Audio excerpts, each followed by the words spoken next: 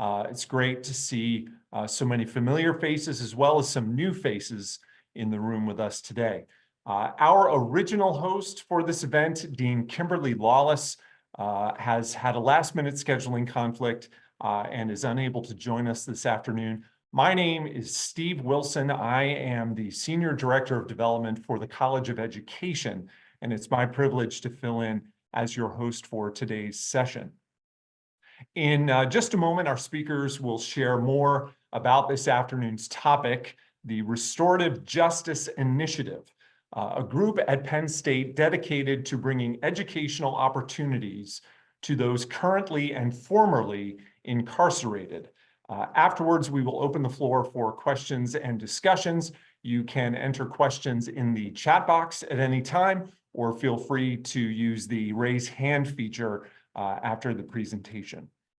Before I introduce our speakers, I want to quickly discuss how the Restorative Justice Initiative contributes to President Bendaputi's vision for the university and our strategic goals in the College of Education.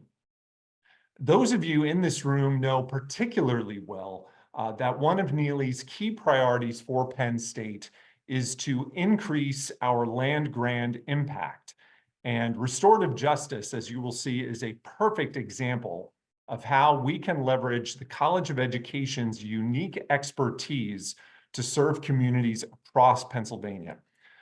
We have two outstanding presenters joining us today, and I'm excited for them to share their work with all of you. Efrain Marimon is an associate teaching professor of education at Penn State. In addition to serving and leading multiple law, education, and policy programs within the college, he is here today as the founder and director of the Restorative Justice Initiative. Previously, Efrain served as a teaching fellow and adjunct professor at the Street Law Clinic at Georgetown Law. Before that, he clerked for the Miami-Dade School Board attorney and the general counsel for Florida's Department of Education. Efrain, thank you so much for being here. Liana Cole is the prison education program manager for the Restorative Justice Initiative, where she coordinates non-credit classes and workshops in local prisons and jails. In 2022, Liana completed her doctorate in English at Penn State, where her research focused on the lived experiences of U.S. psychiatric patients between 1860 and 1940. Without further ado, Efrain and Liana, the presentation is yours. Hello, can everyone hear me? Making sure I got my AirPods work. Again, my name is Efrain Marimon. I am the director of the Restorative Justice Initiative here at Penn State, housed in the College of Education. I appreciate all of you coming today and giving us the space to share a little bit about our work and the impact and the transformative nature of the things that we're doing in RJI.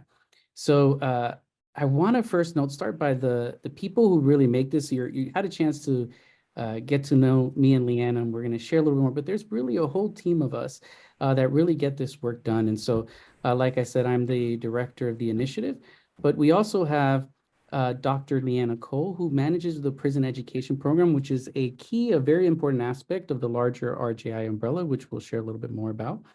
Dr. Brantley Henry, who leads serves as a faculty liaison and supports a myriad of programming within the Restorative Justice Initiative. Divine Lipscomb, which is our graduate assistant and formerly incarcerated scholar. Isaiah Zawalski, who also supports our Rising Scholars program, which is a program for formerly incarcerated individuals pursuing higher education. And Alexandra Solazo Mendez, who supports all the programs, but more specifically the prison education piece. And our community and education liaison, Irvin Moore, and the star of the team, if you look closely, Cora, which is emotional support, but also a core member and probably the most popular member of our team. So really it does take a community here, and I know that they've done a lot to get us to the places we are, and I want to honor and demonstrate their work. So I'm hoping I can share a little bit more of the broader view of the work we do and contextualize it for you. So when we say the Restorative Justice Initiative at Penn State, we're really talking about faculty, students, staff, and community partners who believe in the importance of supporting people who are system impacted, those individuals impacted by economic injustice, by substance and recovery, the carceral system, so incarceration, individuals who are currently incarcerated, individuals who are formerly incarcerated. And we do that by thinking about how we engage in education and meaningful ways for individuals in these spaces to engage in civic opportunities. So whether that be through reentry services, whether that be through activities, we're really targeting in on a population we're often not thinking about and servicing in terms of an institution. So this number here you'll see to the left says 200 plus individuals. So we have been for the last 8 to 9 years working with multiple correctional facilities around the state for non-degree programming. And I want to highlight that because Dr. Cole is going to speak more about the 4-credit degree program that starts up in May. But we have been offering a bunch of classes that range from entrepreneurship, financial literacy, creative writing, and so forth across multiple state facilities in Pennsylvania. With that, we have tons of graduate students who provide support as instructors. We have faculty and staff and community members who are plugged into the various programming that happens. Some that may look more traditional, like a classroom setting, and some that may operate like a workshop, supports, or activities.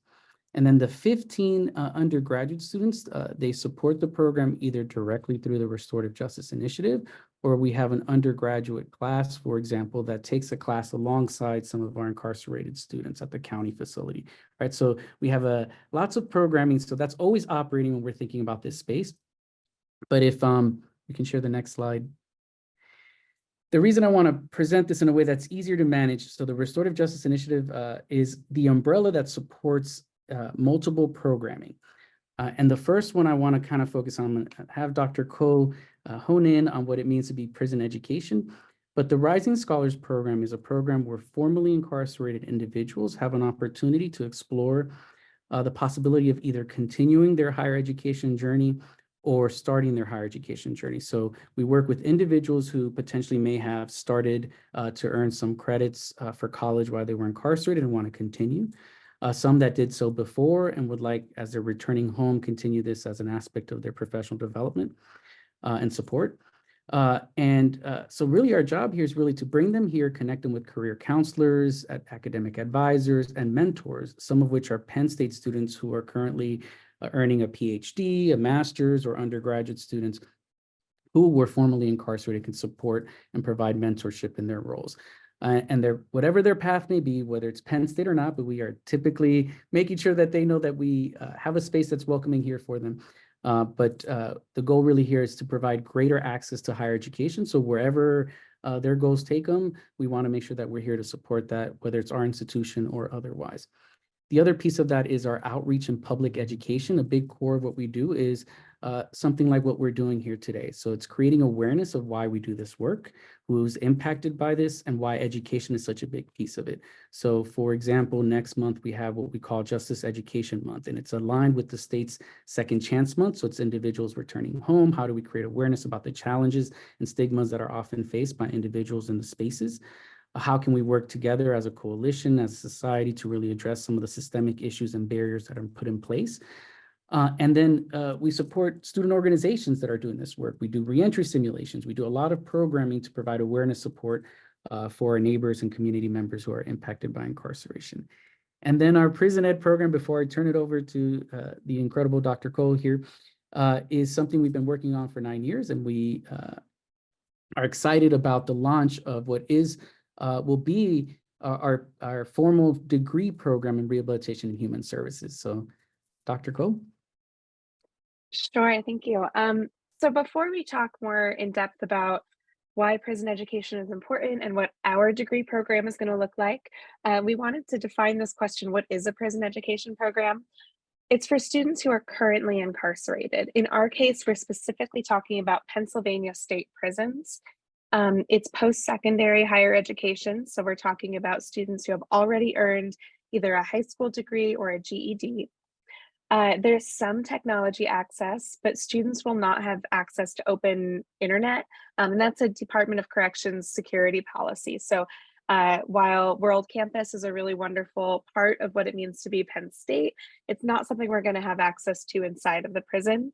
So our program is going to be synchronous and in person. We'll bring faculty members and PhD students inside to teach incarcerated students in a classroom, pen and paper, pretty old fashioned. We will have tablets at some point, but for the most part, we're talking a pretty sort of in-person, one-on-one, pen and paper kind of learning.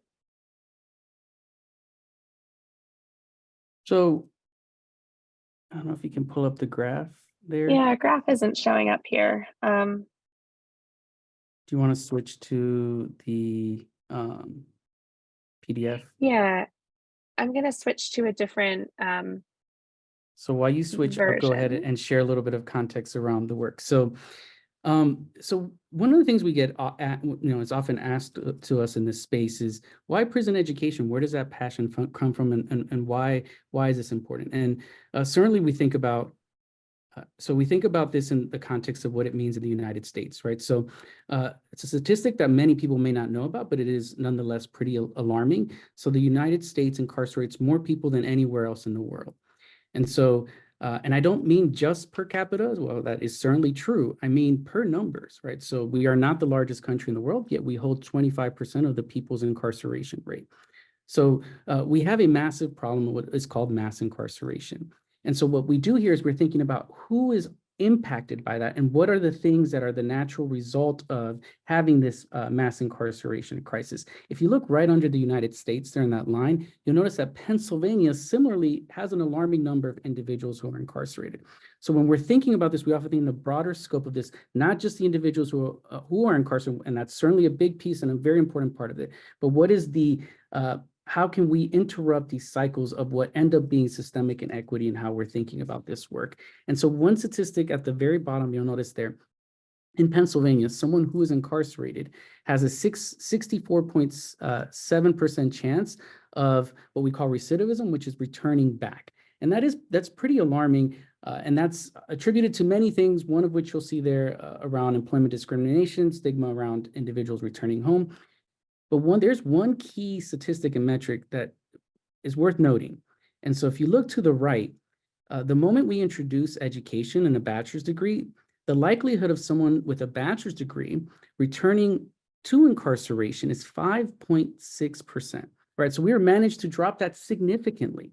And so what we do here is push individuals to think about, it's not just that individual who's not returning to that place of incarceration. It's that individual still connected to communities, has employment opportunities, and is reunited with their family. And so the reason I say the family piece is because the point that's often missed is this larger piece of interrupting those cycles, right? So acknowledging that those around who are impacted around incarceration are individuals from minoritized communities disproportionately. So if you look to the far left, at the very high, you see Black communities. Individuals who are Black are incarcerated at a much higher rate. Individuals from Latinx similarly so, and indigenous communities, right? So we do see this as a racial justice and addressing socioeconomic issues. So individuals in poverty are also impacted by disproportionately of incarceration. And so while we incarcerate close to 2 million people in the United States, and that doesn't include individuals on surveillance, parole, and otherwise, which we start to push into like double those numbers. What we're often not thinking about is what's the impact of that on communities, and how can we really tackle those social issues, the systemic inequities that are the result often of disruptions by incarceration, and how key education is to that. Because another statistic that we highlighted at the bottom, which I think is pretty impactful, is children of parents with a college degree are more likely to earn one as well, right? So part of this is getting at some of the generational pieces that come with this work, right? So the statistic is the same for someone who's incarcerated. Someone who's incarcerated statistically more likely to be incarcerated. So the same thing with poverty. So a core piece of this is addressing those very inequities and social injustices through a piece of education and supporting a community that's often underserved. So we know that all of these statistics point to the fact that education has the power to disrupt cycles of poverty, incarceration. However, education hasn't always been accessible to incarcerated students. In 1994, Pell Grants were taken away from incarcerated students. So if they were to apply for financial aid, they couldn't access any federal financial aid. So this led to the sort of decimation of prison education programs across the country. However, this past summer in 2023, Pell Grants returned for incarcerated learners. So we're given this unique opportunity to be part of a prison education renaissance that's happening across the country, rebuilding this landscape of prison education. And we're really excited to step into that opportunity. There's a statewide need. So in Pennsylvania, there's currently only one bachelor's degree program being offered in a prison, and that's through Villanova University. There are a few associate degree programs. These are all offered again with the restoration of Pell, so they're fairly recent. And we're hoping to provide an opportunity for those students who graduate from their associate degree programs a chance to move forward with their education and earn a bachelor's degree. So we're introducing our brand new Penn State bachelor's degree in rehabilitation and human services to be delivered at State Correctional Institution Benner, which is just down the road from University Park. It's launching this May, and we're hoping that this degree program, again, provides an opportunity for students across the state to continue on with their education after they graduate from those associate degree programs. This is only the second bachelor's degree in a Pennsylvania prison, and so we're really very excited to be able to offer this. I should also note that our incoming cohort is only going to be 12 students. This is sort of a pilot at the moment, but there's great room for growth, and we'll talk about that in a moment. But I'll just point to, for example, New Jersey's program has close to 2,000 students. So the need is there, the demand is there, and we're hoping to meet it. So we've already received applications and interest forms from many more interested, qualified, eager students than we have space for. We're hoping that this degree in rehabilitation and human services speaks to folks' lived experience. This is a degree program that can deepen students' knowledge of addiction, rehabilitation, and what mentorship might look like. For students who are returning home in the near future from prison, we're hoping that this will lead to employment in human services for those students. And for students who have longer sentences, data shows that degree programs like this one can change the culture inside of a prison, lower the rates of violence, heighten the rates of mentorship, and really genuine connection between people who are working through addiction, rehabilitation, and lived experience. This degree program, we believe, really firmly sits right within Penn State values. So it's our land grant mission. It's our duty to educate and provide access to education for all Pennsylvanians. And this is currently a population that's going deeply underserved. We also, like the graphs that Efrain was showing us, this speaks to our value of diversity and equity. Students from marginalized populations are much more likely to be impacted by incarceration, and a degree program like this one has the ability to stop those cycles and begin new cycles of education, employment, and opportunity. We also see this as part of community responsibility and moral duty to provide access to education for our neighbors and create a better Pennsylvania for all of us. However, some obstacles do stand in our way. The biggest one right now, I would say, is tuition. So Pell only covers a fraction of Penn State tuition, and currently incarcerated students can't access state financial aid. This is a fairly unique thing in Pennsylvania, where we have what's called a character clause, where students have to be of good moral character to access state financial aid. And currently incarcerated students are deemed to not be of good moral character. So it's a policy problem that we've identified, where we think that if that policy were to be overturned, that would help us reach this tuition issue.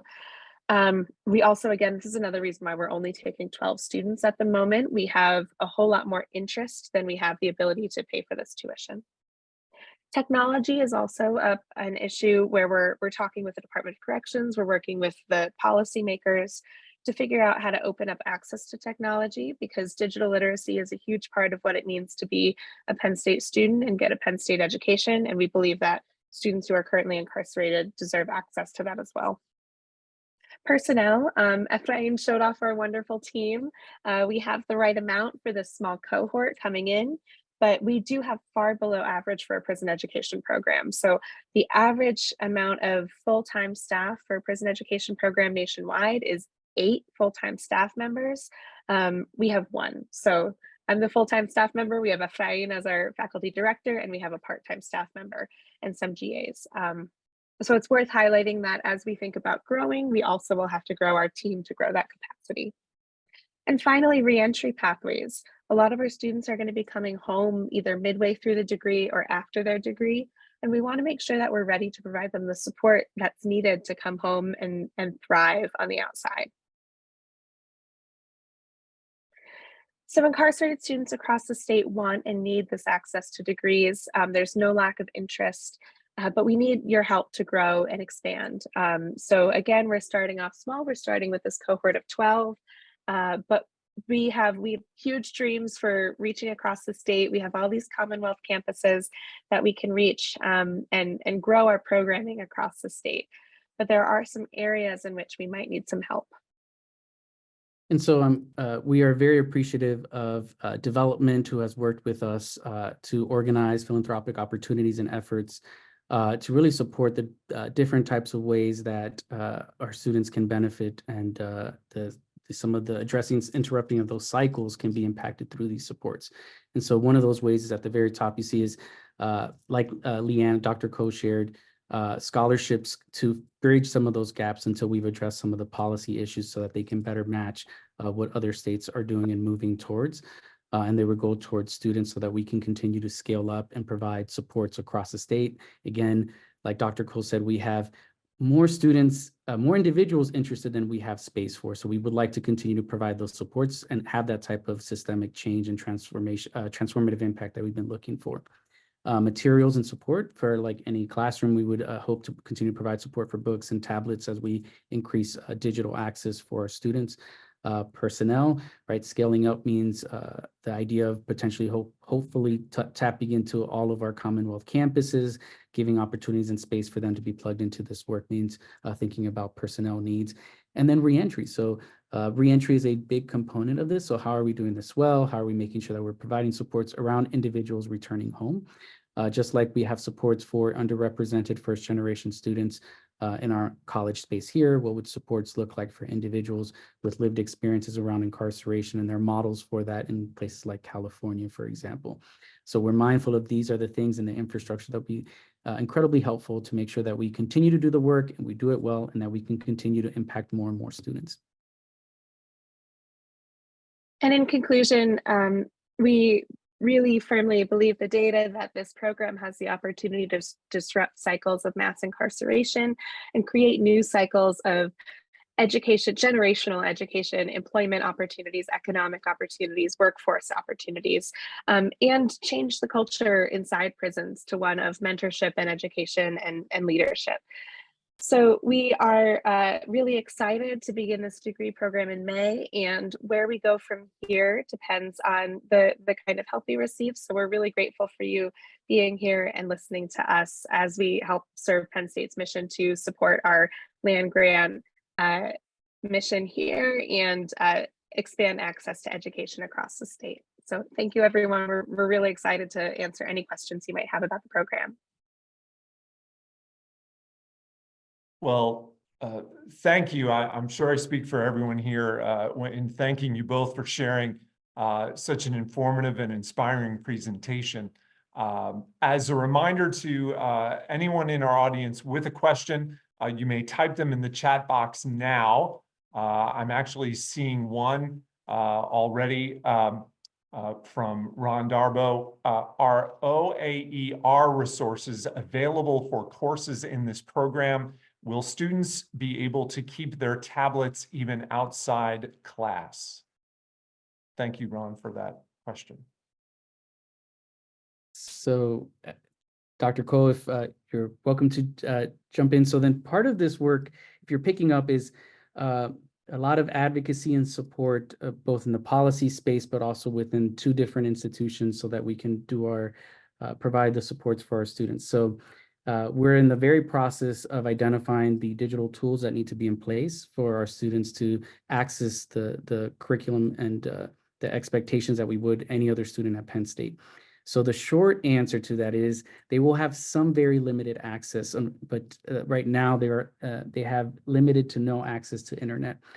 So then what we're doing is working with other prison education programs around the country to see how we've been able to provide comparable services, while simultaneously working with the Department of Corrections and our policy contacts to both remove things like the morality clause, which is blocking access, but also to address digital equity. So there's a statewide effort, and incarcerated individuals who also hold multiple identities of individuals within the target group for digital equity have been a group that we're looking to target right across the state.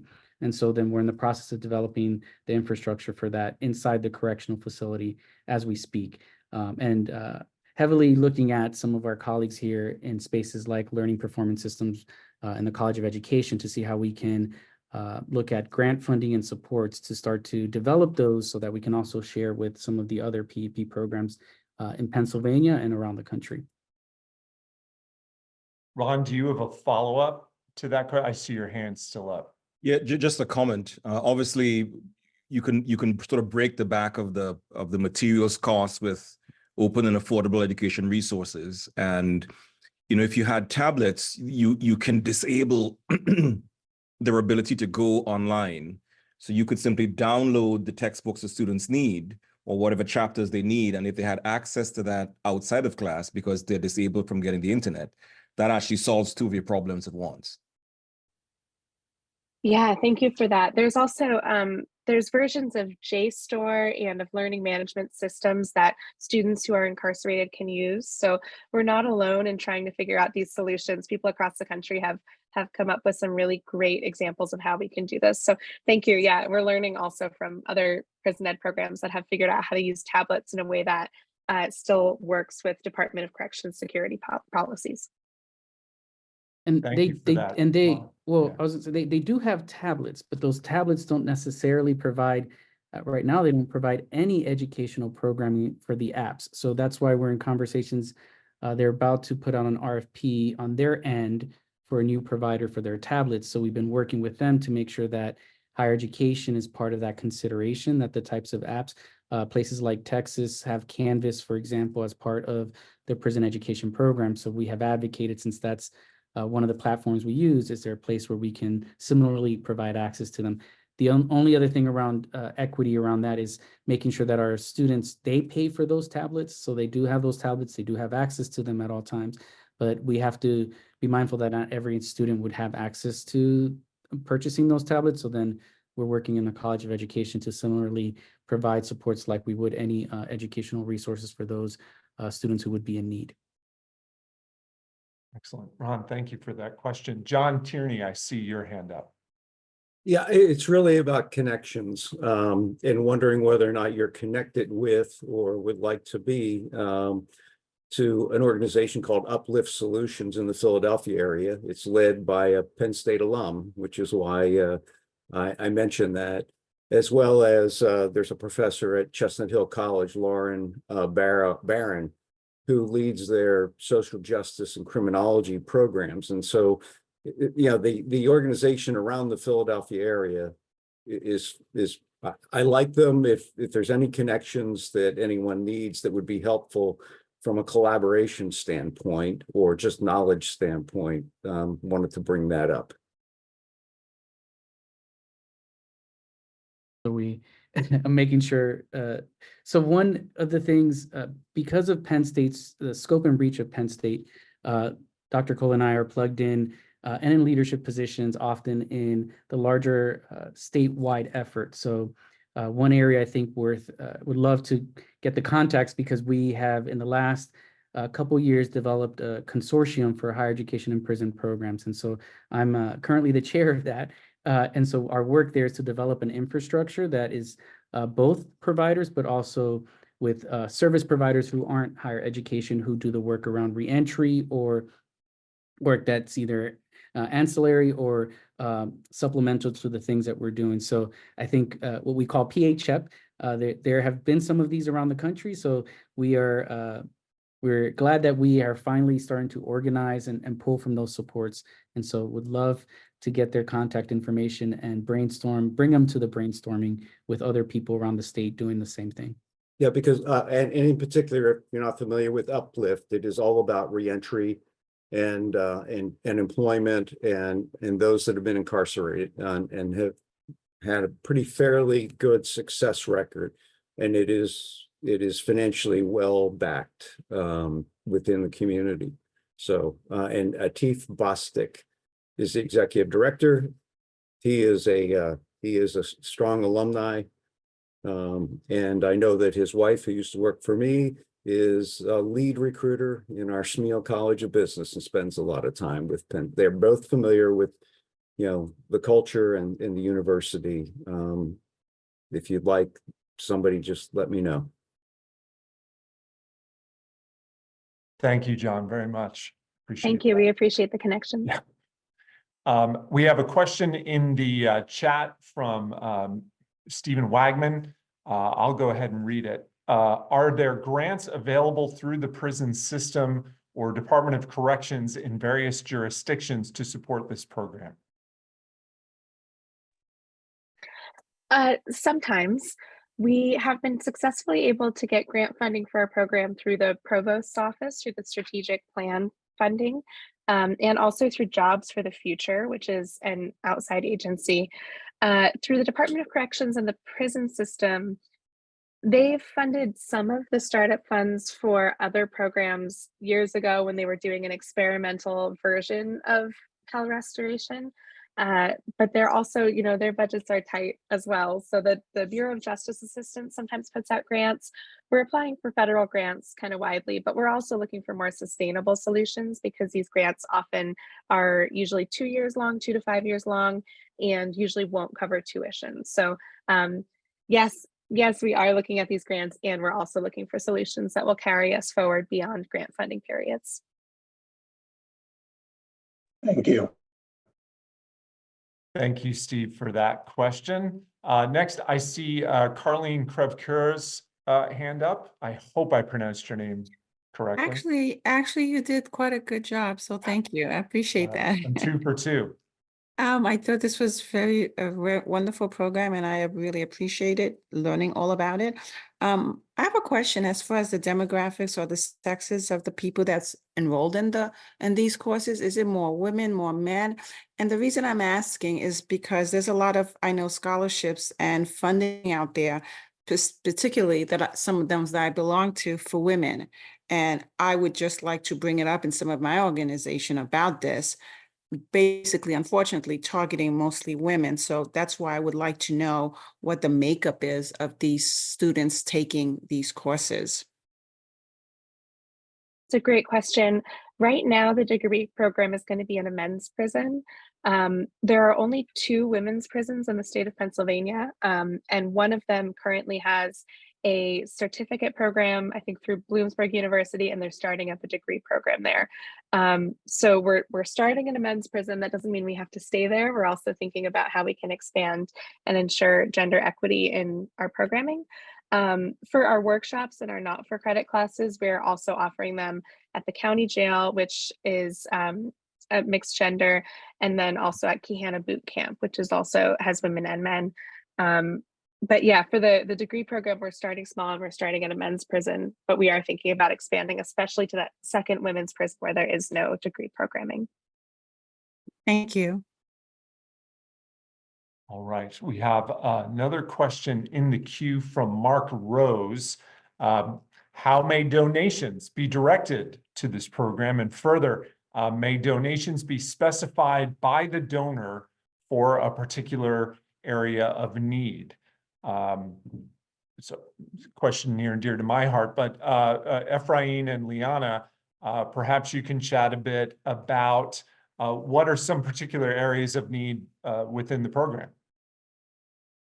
So I was looking at you, Steve, because some of that is how it's organized through development, but we did share in what we believe to be, for the most part, the order of the things that are most important. And I think the first one we listed was scholarship support would be because grant funding and other forms of support are often limited towards looking at tuition as a form of support. And while we are working in policy efforts to get some changes around that, that is the most immediate need. And then a second one would be personnel support. So one of the things that it's not just a gap in Pennsylvania, it's a gap just around the country. And I think we are doing great for where we are, but personnel, to Leanna's point, we have the right team for the size of the program now, but to do this well and to have a reentry focus, we really need to start thinking about some specific earmarked personnel needs for that. So I would say first, tuition is always that filling in that gap so we can continue to expand across the Commonwealth to the supports. It's going to be really hard for us to turn away a lot of individuals who could have been in the program, and that's where we are now. So we want to continue to hopefully provide expand access to the 500. I think there's 521 eligible Pell students around the state. We got a good amount of numbers who applied for this cycle in May. So that would be, and Dr. Cole, if you want to add, but I would always prioritize tuition, support, scholarships, and then personnel would probably be second on that list. If I can give an example, actually, of a way that a donor has partnered with Ephraim and Liana to help get this first cohort in particular up and running. And I do have permission to use his name in this case. John Gill Martin, who's a dear friend to the university and to the College of Education, just last year actually made a commitment that created what is called the John Gill Martin Prison Education Student Support Fund. And it is actually not set up as a scholarship per se, but as a general program support fund. But it was endowed at a level that allows us to use funds generated by the endowment for the purpose of student support. So a robustly endowed program fund in this case becomes, I like to almost call it a philanthropic Swiss Army knife. It's the gift of maximum flexibility for Ephraim and Liana to use based on their greatest need at any one particular time. I would also be remiss if I didn't state, as far as matching, the need of the program to the objective of the donor, I'm always happy to meet with people offline, discuss the kind of impact that anyone would want to make, not only on this program, but anywhere within the college, and see where that takes us. Let's see. Ron, I see your hand up again. Yeah, so I guess two questions and then a couple of comments. Well, I guess I'll do the comments first. So we're working to engage with an agency called Commonwealth Charitable Management to help with dual enrollment credit, right? So they would basically collect money from donors to support dual enrollment at Penn State. They also have a history of supporting workforce development. I don't know, and I just shot Christine an email to see if this is something that would fall under their bailiwick, because to your point, donors can simply send money to Penn State to support the tuition of the students who are incarcerated. So I don't know if this falls in the bailiwick, but I've shot her an email to see if that's a possibility. Two things, just comments. There is an easy argument to be made about how this effort feeds into workforce, economic development, and so on. And I had a really nice conversation yesterday with, forget the guy's name, who's running the sort of SEDS effort. So however we do these in our grants, and I'm sure you know this, we need to speak about leveraging this as a means for support for the moral and ethical reasons, but for a workforce development angle, right, for economic development. But there's a catch, right? There is a public perception, and the law that you reference speaks to that perfectly. These are people who, quote unquote, have low moral standards. There is a frustration that is looming where if you graduate people in 4 or 5 or whatever years, and they leave and they're unable to leverage a degree that they have earned from Penn State, we don't get the maximal benefit beyond all the frustration that they get. So to me, there's a companion effort that speaks to the hearts and minds of the population, a sort of a re-education about the persons who are incarcerated and the number of reasons that they could be there that have nothing to do with a lack of moral character. To me, in addition to the on-the-ground effort to re-educate the people in the prison, I think there is a need for us to envision how do we re-educate the people who are out of the prison. And I think the two have to be companions, because you don't want students getting out with a degree, and I imagine this is the first degree they'll be getting, and then they run into walls. Okay, so there should be a companion effort, and I'll shut up. I know you're speaking our language, Ron. That's if you notice when we talked about the umbrella, that's why we think it's important for this to continue to exist in that very broader effort. And so that's why the outreach and public education is such a big part of what we do. It's the reentry simulations that we run pretty frequently helps to try to extend some of that empathy and thinking about what are the challenges individuals returning home face and why it matters. How do we support individuals and do it well? So what are the challenges they're facing? So that's, if you saw Irvin and Cora, right? So that's our community education liaison. How can we continue to support individuals? How can we bring in individuals to do this well with aspects of education in that, individuals with lived experiences? So individuals who best understand the challenges are those who have gone through those challenges and can inform how we do this work. It is a requirement actually of the Federal Department of Education has required, rightfully so, that we have a reentry related component of our work. And so even before that requirement, Penn State, we were thinking about it in this context, right? So it was critical that we were thinking about the whole individual in that process.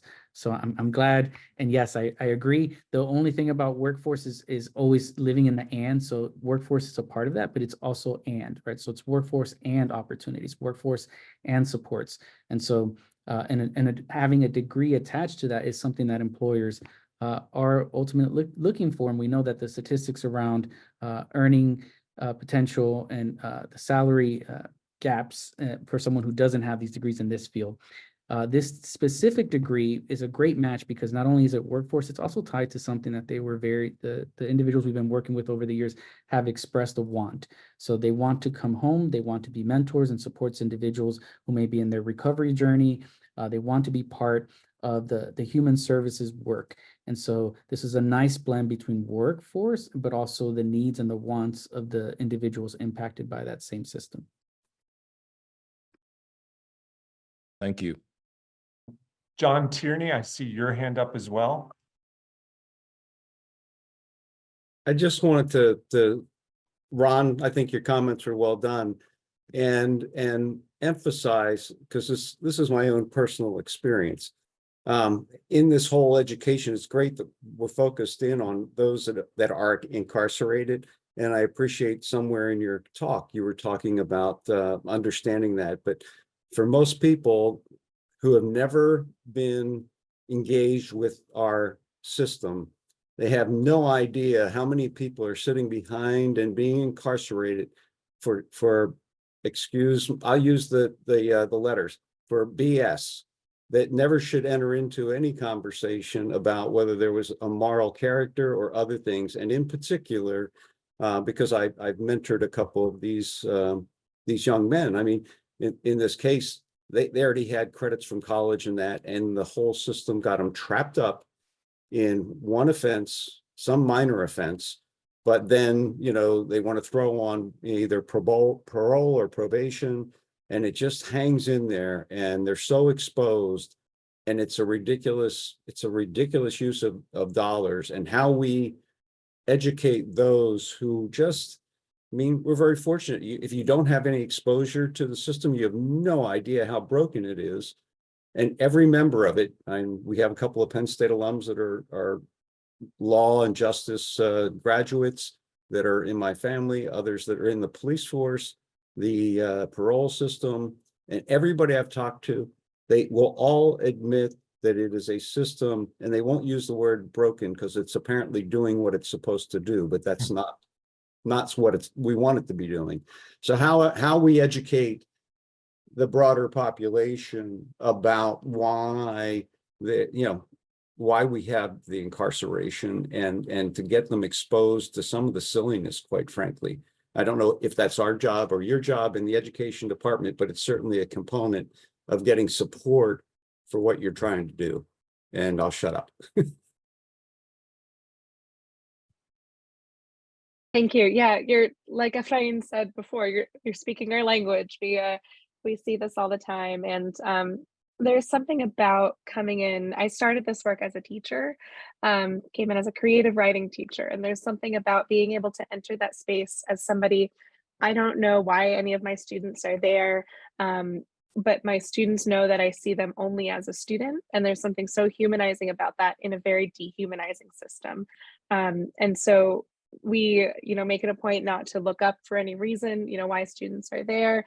Students will sometimes tell us their stories if they choose to, but the very fact of bringing education inside, there's a piece of human dignity attached to that, right? In a system that's devised to strip you of human dignity. So there's something that's really palpable as that, whether you're there as a teacher or a student.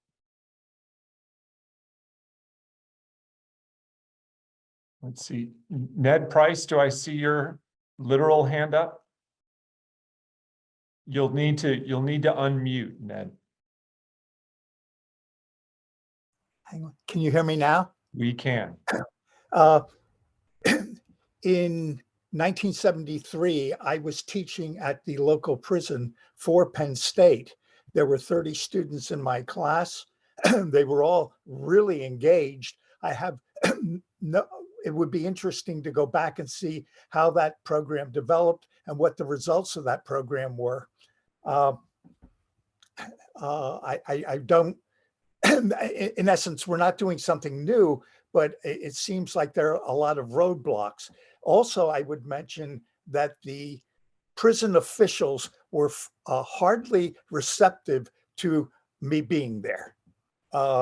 And they would, for example, come into the class and yell a number out and say that person had to leave the class for whatever reason. So the dehumanization that you're discussing really permeated right into the classroom. And so you really need to get the prison people on board too. I sensed a resentment of the prison guards to the fact these fellows were getting college courses and they weren't. It was just another hurdle I see to overcome. I don't mean to be so negative, but. No, you're exactly right. And thank you for that. I'd love to talk more about your experience. The 70s and 80s were such a golden era for prison education before it was cut back down in the 90s by this Pell ban. So what we're doing is really trying to learn from the folks who were on the ground at that time, what worked, what didn't work, and how can we build from there. But yeah, the question about how to change the culture of the staff inside so that they're receptive to this work is a really good one. And different programs have different approaches. Some, for example, have offered scholarships to Department of Corrections staff so that that resentment doesn't build quite as much, that they're coming to campus and paying while students inside are getting a discounted education. So there's different approaches to it that I think are some have worked, some have not, and we're trying to learn from everyone who's been on the ground doing this for decades about what's most effective. And I think and this is, what I think one thing worth highlighting that's we have learned is the importance of working together in coalition building around the institutions doing this work. So you heard me say earlier, PHEP, right? So we are working together as providers and with the Department of Corrections and identifying what are the gaps and how do we address those, both at the micro level, so at the individual institutions, and at the macro level, so it's happening statewide. And so then that's also happening nationally. So there's an Alliance for Higher Education and Prison Programs as well. So there's a lot of structure in the last 10, 15 years that have been put in place to help us do this in a way that takes into account the lessons of the past. We are mindful and vigilant, and that's why we are approaching this in a broader sense, more than just a PEP, a prison education program, that this work needs to be broader. It needs to pull in more individuals. It needs to work with community members.